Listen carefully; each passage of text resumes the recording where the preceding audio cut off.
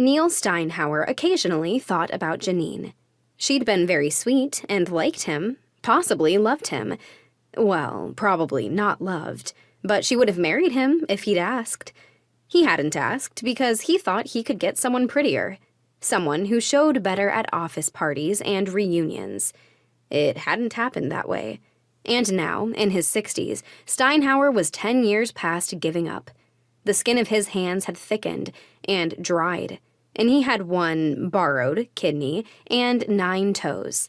Everyone who saw him at the donut hole in Harrow watched disapprovingly when he bought 3 jelly-filled. Then he shuffled painfully past the censorious line waiting for chalatas and died.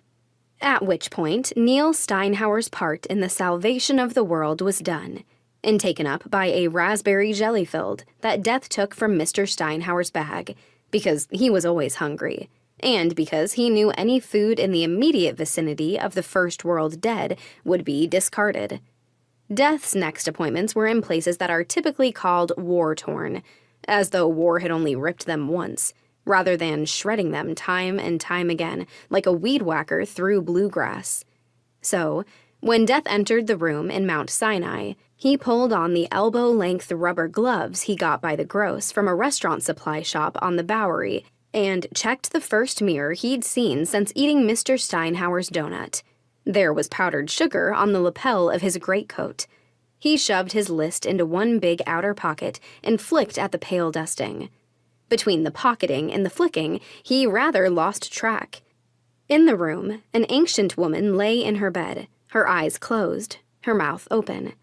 Although she was covered by a gown and sheet, Death knew that underneath, her body had shriveled and bruised around the places where tubes had been pushed in to extract some fluids and to insert others.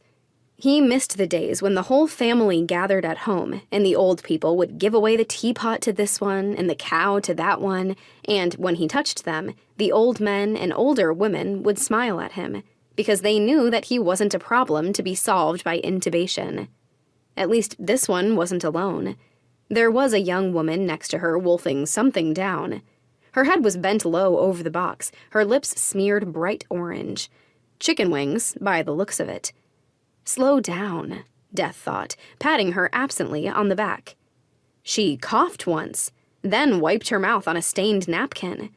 After looking at him for a disconcertingly long moment, during which Death dusted his lapel again, she said, "You're here for my grandmother?" Death craned his neck around to see who she was talking to. "You? I'm talking to you." "Me?" he said, alarm making his voice sound squeaky. "You've come for my grandmother, right?" Death looked toward the shriveled pile of blankets and nodded dumbly. "Just a minute, I really gotta wash my hands," she said, wiggling her fingers in the air between them. "What?"